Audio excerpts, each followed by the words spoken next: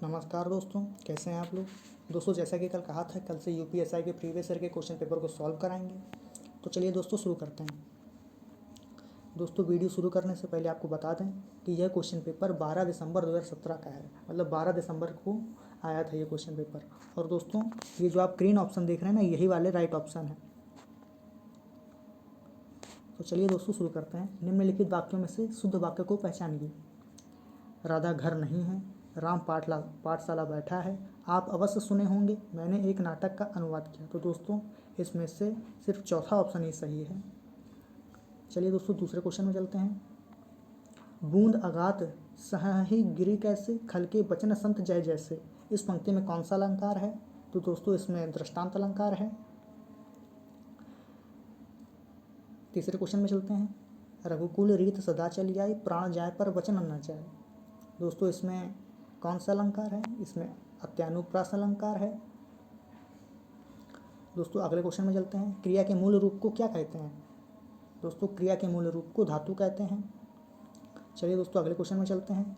अमीर खुसरो किस शैली के लिए प्रसिद्ध नहीं है? दोस्तों, उन्होंने सब कुछ लिखा है, सिर्फ गीत नहीं लिखे हैं, इसलिए इसका राइट ऑप्शन सी हो जाएगा। दोस्तों, अगले क्वेश्चन की तरफ चलते हैं। परिंदे कहानी निम्न वर्णित में से किस कथाकार की है? तो दोस्तों, परिंदे निर्मल वर्मा जी की है। अगले क्वेश्चन में चलते हैं। मृदुला गर्ग के उपन्यास मिलजुल मन को किस पुरस्कार से सम्मानित किया गया है? तो दोस्तों, मृदुला गर्ग के उपन्यास मिलजुल मन को साहित्य अकादमी पुरस्कार मिला था। दोस्तों, अब अगले को जो 3 क्वेश्चन है वो गद्यांश के हैं, तो दोस्तों आप लोग इन्हें देख लीजिएगा। चलिए दोस्तों अगले क्वेश्चन में चलते हैं। सदैव शब्द का संधि विच्छेद दिए हुए विकल्पों में से कौन सा है? दोस्तों, सभी जानते हैं कि ये सदा प्लस ऐप से बना है, और दोस्तों इसमें वृद्धि संधि है। अगले क्वेश्चन में चलते हैं। दिए गए विकल्पों में से बिल्ली शब्द का बहुवचन कौन सा है? दोस्तों, ये बहुत ही सरल क्वेश्चन है, आप सबको मालूम भी होगा कि बिल्ली का बहुवचन बिल्लियाँ होता है। चलिए दोस्तों अगले में चलते हैं। वसंत पंचमी के मौसम में पीले फूल खिलते हैं, इस वाक्य में कौन सा विशेषण है? तो दोस्तों, आप लोग जानते होंगे कि जो है इसमें पीला विशेषण है। ये पीला जो है ये फूल की विशेषता बता रहा है। चलिए दोस्तों अगले क्वेश्चन में चलते हैं। दिए गए विकल्पों में भुजंग शब्द का समानार्थी शब्द कौन सा है? दोस्तों, भुजंग शब्द का समानार्थी सर्प है, नाग है। अगले क्वेश्चन में चलते हैं। दूर दूर तक विस्तृत था हिम, स्तब्ध उसी के समान हृदय। इस पंक्ति में किस अलंकार का प्रयोग हुआ है? दोस्तों, इसमें प्रतीप अलंकार है। दोस्तों अगले क्वेश्चन में चलते हैं। आलोचना करना के अर्थ हेतु उचित मुहावरा विकल्पों में से कौन सा है? दोस्तों, टीका टिप्पणी करने का मतलब होता है आलोचना करना। चलिए दोस्तों अगले प्रश्न की तरफ चलते हैं। भारत में स्त्रियों का सम्मान किया जाता है, इस वाक्य में त्रुटिवाचक शब्द कौन सा है? दोस्तों, स्त्रियां गलत लिखा हुआ है, ये स्त्रियां गलत लिखा हुआ है। चलिए दोस्तों अगले प्रश्न की तरफ चलते हैं। दिए गए विकल्पों में से तीव्र का विपरीतार्थक शब्द कौन सा है? मतलब कि जो है तीव्र का उल्टा क्या होगा? तो दोस्तों, आप सभी जानते हैं कि तीव्र का मतलब होता है तेज, तेज का उल्टा होता है धीमा, मतलब मंद, यानी कि डी ऑप्शन इसका राइट है। इसमें से असंगत विलोम शब्द का जोड़ा कौन सा है? तो दोस्तों, गुप्त प्रकट, कुटिल सरल, दोस्त सखा, गुरु लघु। दोस्तों, आप लोग देख रहे होंगे कि जो गुप्त प्रकट आपस में एक दूसरे के विलोम हैं, कुटिल सरल भी एक दूसरे के विलोम हैं, और गुरु लघु भी एक दूसरे के विलोम हैं। लेकिन जो ये दोस्त सखा है, ये पर्यायवाची हैं एक दूसरे के। चलिए दोस्तों अगले प्रश्न की तरफ चलते हैं। महादेवी वर्मा को उनकी किस कृति के लिए ज्ञानपीठ पुरस्कार मिला था? तो दोस्तों, सभी जानते हैं उनको यामा के लिए ज्ञानपीठ पुरस्कार मिला था। अगले प्रश्न की तरफ चलते हैं। इनमें से कौन सा शब्द नदी का समानार्थक शब्द नहीं है? दोस्तों, सभी जानते हैं कि जब बारी शब्द नदी का समानार्थक नहीं होता।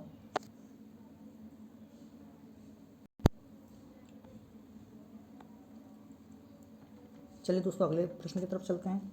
इनमें से कौन सी रचना रागे राघव की नहीं है? दोस्तों, ये लिखा है जीवन के पहलू। दोस्तों, अगर ना दिख रहा हो तो आपको देखना है, ये लिखा है जीवन पहलू।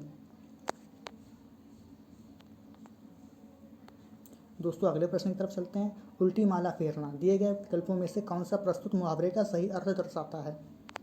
तो दोस्तों उल्टी माला फेरने का मतलब होता है किसी का बुरा सोचना। दोस्तों अगले प्रश्न की तरफ चलते हैं। मानव आदिकाल से ही डैश के डैश पर चला आ रहा है। दिए गए विकल्पों में से सही का चयन करके रिक्त स्थान को भरकर प्रस्तुत वाक्य को पूर्ण करें। तो दोस्तों इसका सही ऑप्शन होगा प्रगति और पथ। प्रगति और पथ को सही जगह लगाने पर पूरा वाक्य बनेगा, मानव आदिकाल से ही प्रगति के पथ पर चला आ रहा है।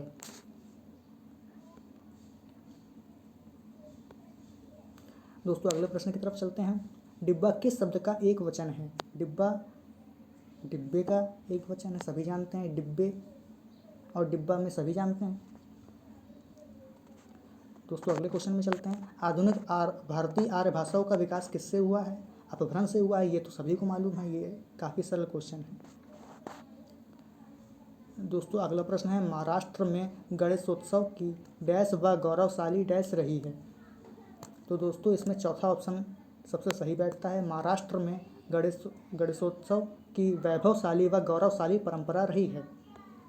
दोस्तों अगले प्रश्न में चलते हैं। तुम बैठो मैं अभी आया, इस वाक्य में कौन सा काल है? दोस्तों इसमें वर्तमान काल है।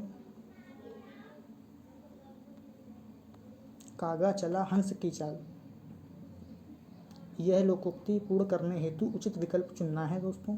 तो दोस्तों सभी जानते हैं कि जो है कागा चला हंस की चाल, हंस रहा ना कागा, ये पूरा इसका लोकोक्ति बनता है। दोस्तों अगले प्रश्न की तरफ चलते हैं। सबकी एक सी दशा है, प्रस्तुत वाक्यांश के लिए दिए गए विकल्पों में से उचित लोकोक्ति कौन सी है? तो दोस्तों सभी जानते हैं, घर घर में मटियाले चूल्हे का मतलब होता है सबकी एक ही जैसी दशा। दोस्तों अगले प्रश्न की तरफ चलते हैं। मुझे आपके हस्ताक्षर चाहिए, इस वाक्य में हस्ताक्षर शब्द क्या है? बहुवचन है कि एक वचन है कि नित्य बहुवचन है कि नित्य एक वचन है? दोस्तों आप लोग को मालूम होगा कि जो हस्ताक्षर है वो हर समय एक वचन में ही प्रयोग होता है। मैंने अपना घर मटमैले रंग से रंगवाया है, इसमें मटमैला शब्द क्या है? दोस्तों विशेषण है। आप लोग जानते हैं कि जो है ये रंग की विशेषता बता रहा है। रंग कौन सा है? मटमैले रंग का है, ये रंग की विशेषता बता रहा है।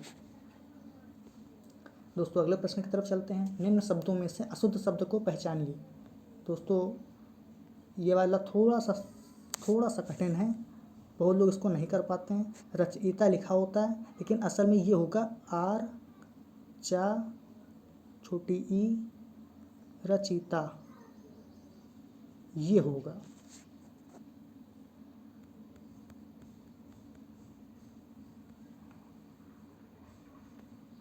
पंडित शब्द का स्त्रीलिंग रूप क्या है? तो दोस्तों ये तो बहुत सरल है, सभी को मालूम है, पंडित को पंडिताइन होती हैं।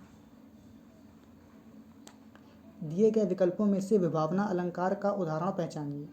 तो दोस्तों इसमें चौथा ऑप्शन सही है, बिनु पद चले सुना बिनु काना। दोस्तों अगले प्रश्न की तरफ चलते हैं। मिर्जा गालिब किस शासक के दरबारी कवि रहे थे? दोस्तों इसका पहला ऑप्शन सही है, बहादुर शाह जफर। अब दोस्तों आप लोग ये देख रहे होंगे कि ये हिंदी का क्वेश्चन नहीं है लेकिन आया हिंदी में है। तो दोस्तों यही है कि जो है मतलब जितने भी रचनाकार हैं उनके बारे में अतिरिक्त जानकारी भी आपको पढ़नी पड़ेगी। दोस्तों अगले प्रश्न की तरफ चलते हैं। जिसके पास कुछ ना हो वो क्या कहलाता है? दोस्तों जिसके पास कुछ ना हो वो अकिंचन कहलाता है। ये भी थोड़ा सरल क्वेश्चन था। दिए गए विकल्पों में से सुधाकर शब्द किस समानार्थी शब्द का है? तो दोस्तों चांद का समानार्थी शब्द सुधाकर होता है, ये आप लोग जानते होंगे।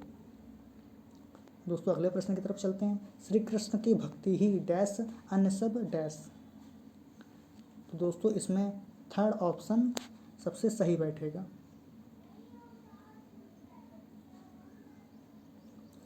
श्री कृष्ण की भक्ति ही सत्य है, अन्य सब मिथ्या है। निम्नलिखित वाक्य के कौन से हिस्से में त्रुटि रह गई है? तो दोस्तों ये लिए थोड़ा सा इसको बड़ा कर दिया है। हर युग से जनता राम राज्य के आने के स्वप्न देखती आई है। तो दोस्तों यहाँ हर नहीं होगा, यहाँ पे प्रत्येक होगा। प्रत्येक युग से जनता राम राज्य के आने के स्वप्न देखती आई है। दोस्तों अगले प्रश्न की तरफ चलते हैं। शब्द दांत इनमें से किस विकल्प को दर्शाता है?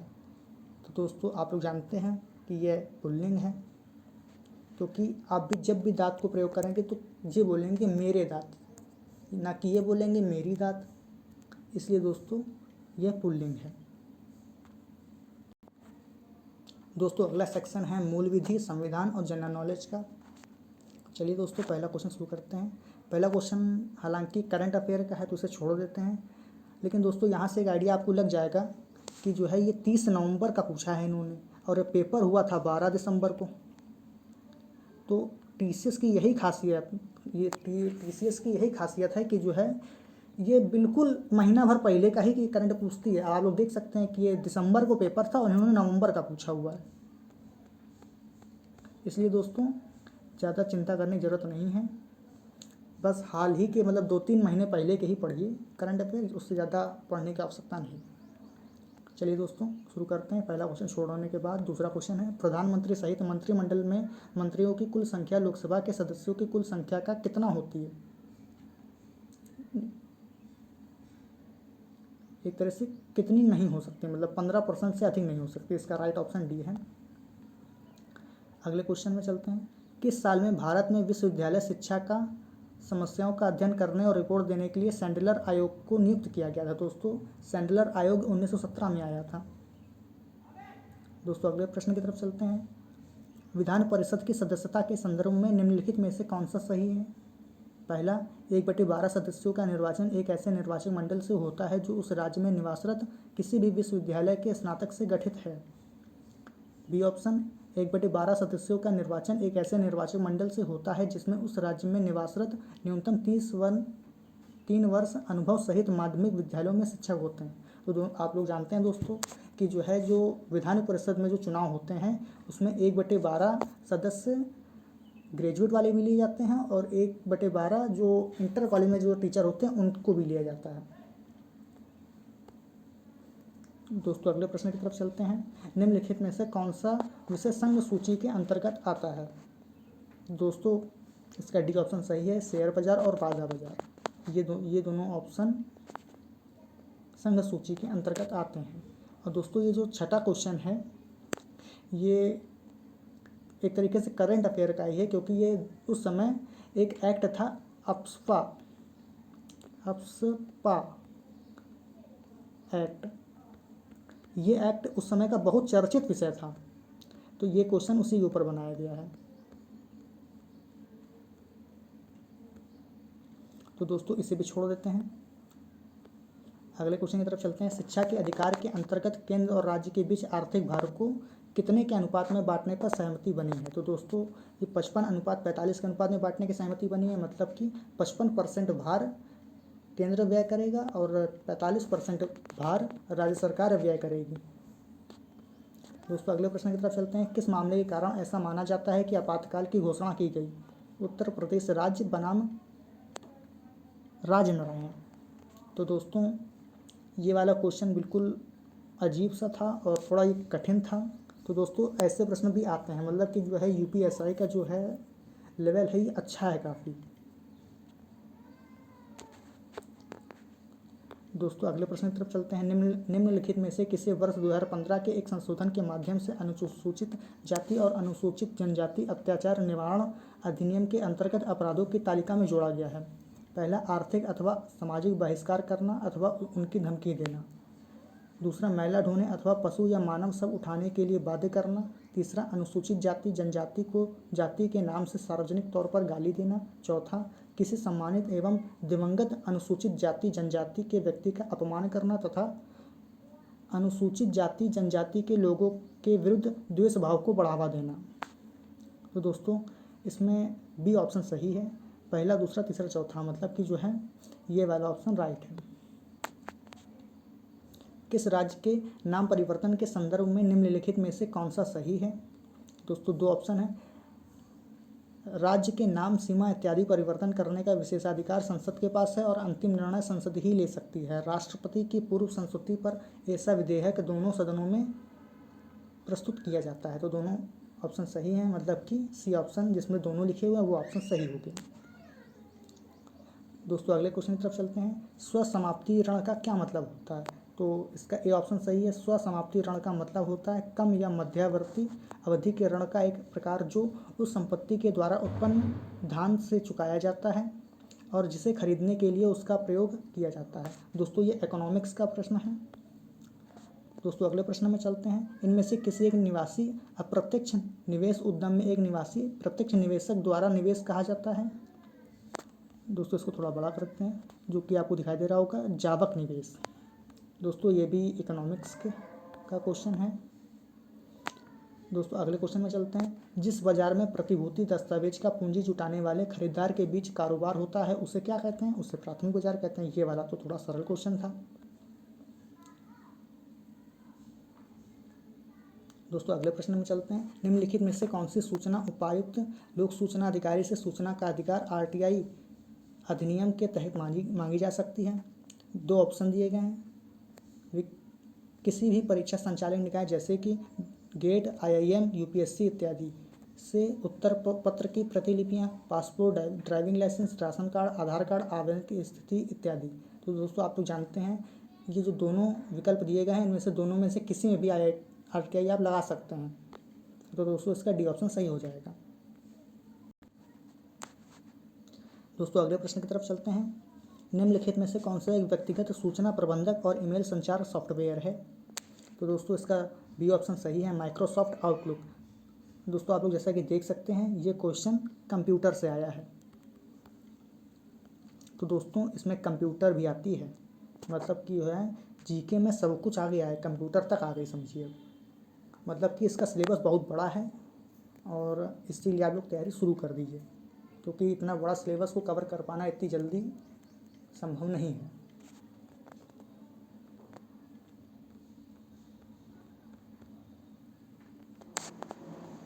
दोस्तों अगले प्रश्न की तरफ चलते हैं। कोपेनहेगन समझौते के अनुसार वर्ष 2005 की तुलना में वर्ष 2020 तक भारत ने कितने प्रतिशत कार्बन उत्सर्जन कम करने का आश्वासन दिया है? तो दोस्तों इसका राइट ऑप्शन है 20 से 25%। दोस्तों अगला प्रश्न है कि डैश को ऋषभ चक्र और अश्वयुक्त सारनाथ का सिंह चतुर्मुख स्तंभ शीर्ष राष्ट्रीय प्रतीक के रूप में भारत सरकार द्वारा अंगीकृत किया गया। तो दोस्तों आप लोग जानते हैं कि जो है जो हमारा जो गवर्नमेंट चिन्ह है जो वो कब अंगीकार किया गया? तो वो किया गया दोस्तों 24 जनवरी 1950 को।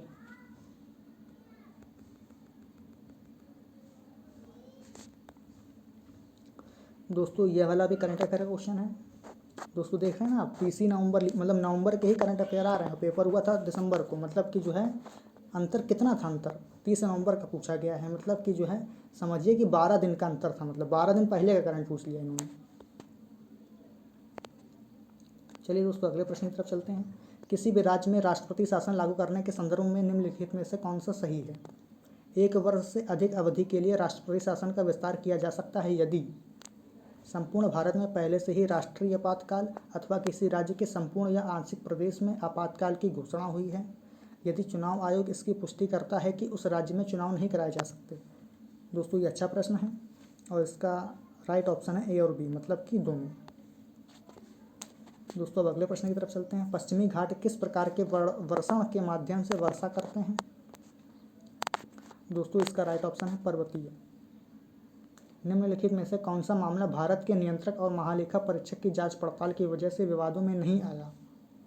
दोस्तों इसका राइट ऑप्शन है सत्यम कंप्यूटर्स मामला। ये दोस्तों थोड़ा सा आउट ऑफ सिलेबस एक तरीके से कह सकते हैं, मतलब ये थोड़ा सा कठिन क्वेश्चन है, मतलब ये हमको लगता नहीं कोई कर पाया होगा इसे।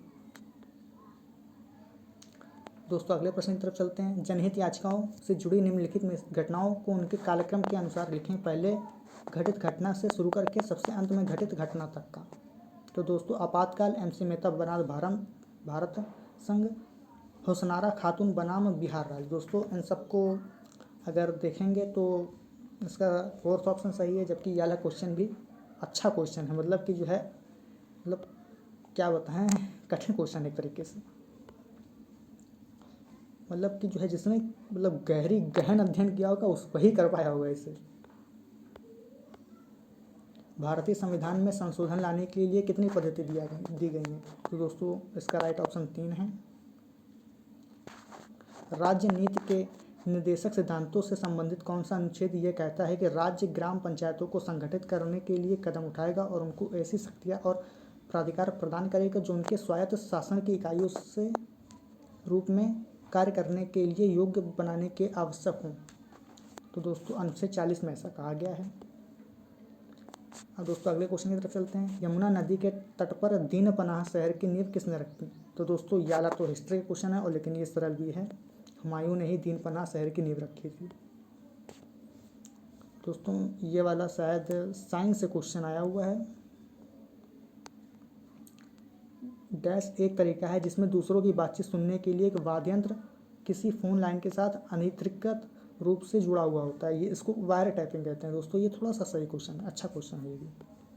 और दोस्तों ये देखिए अगला क्वेश्चन, ये चिन्ह बना है, संकेत बने, ये आपको पहचानना है कि जो ये कौन सा संकेत है। तो दोस्तों ये संकेत बताता है कि आगे सड़क पतली है।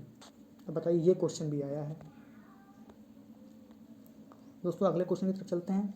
निम्न में से कौन सा भारतीय कृषि के क्षेत्र में विशेष रूप से हरित क्रांति के बाद एक महत्वपूर्ण इनपुट बन गया? उर्वरक। दोस्तों इसका राइट ऑप्शन है उर्वरक। मतलब कि जो है अब उर्वरक एक बड़ी मांग बन गई। संक्रमण एस्कारियासिस निम्नलिखित में से किसके कारण होता है? तो दोस्तों यह होता है परजीवी गोल कृमि के कारण। अब दोस्तों जैसे कि आप लोग जान रहे होंगे कि जो है इस समय कोरोना वायरस चल रहा है, तो ये कोरोना वायरस के ऊपर भी एक दो क्वेश्चन जरूर बनेंगे इस बार।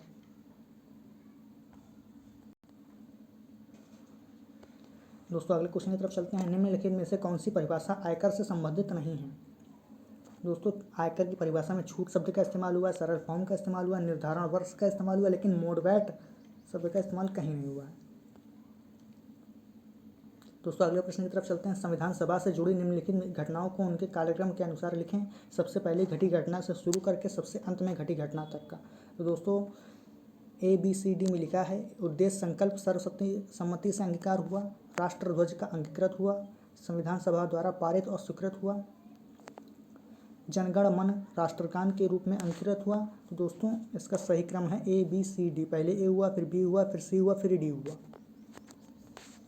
दोस्तों अब अगले क्वेश्चन की तरफ चलते हैं। मानव आबादी में बीमारियों और इसके स्रोतों के सांख्यिकी अध्ययन को क्या कहा जाता है? तो दोस्तों इसे महामारी विज्ञान कहा जाता है। दोस्तों ये क्वेश्चन शायद इस बार भी आ जाए, कोरोना वायरस के चक्कर में इस बार भी आ सकता है ये क्वेश्चन।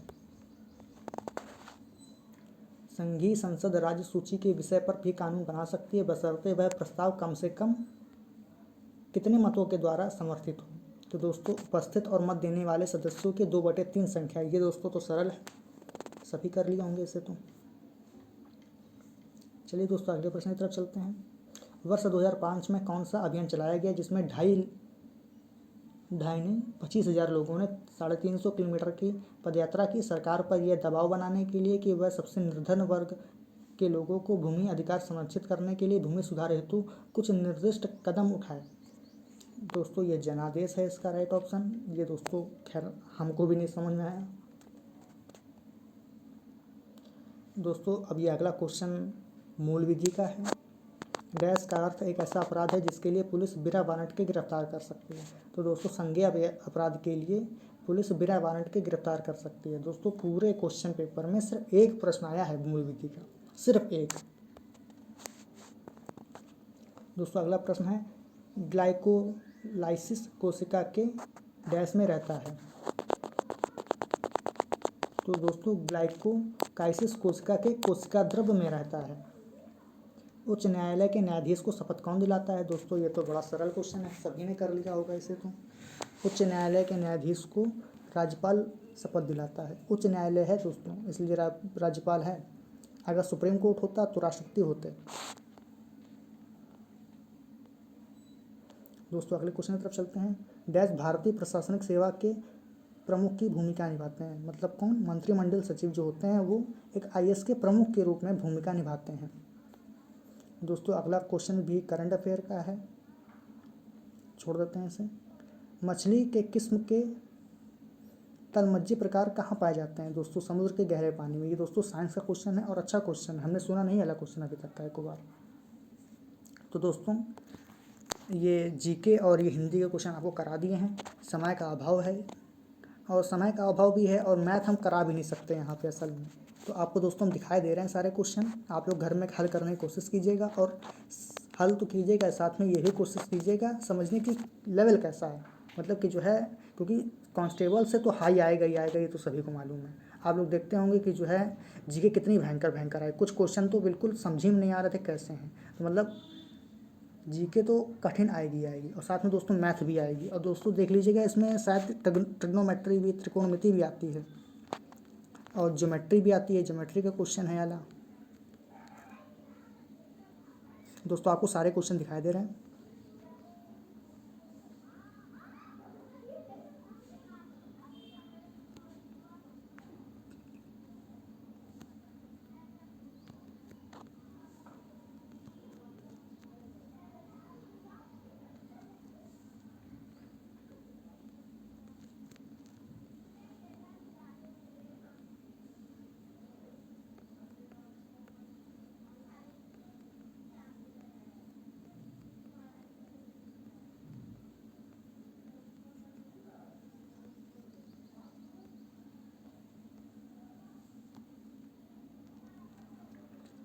दोस्तों ये देखिए, ये वाला क्वेश्चन जो है ये क्रमचय और संचय का क्वेश्चन है। तो दोस्तों क्रमचय, संचय और प्रायिकता वगैरह भी इसमें आती है।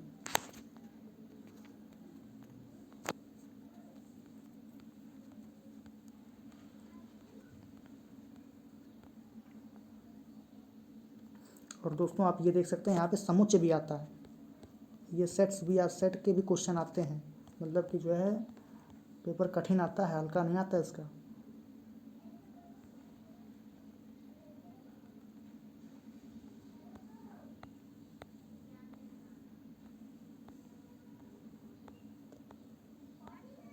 चलिए दोस्तों, अब ये यहाँ से रीजनिंग चालू हुई है, रीजनिंग चालू यहाँ से।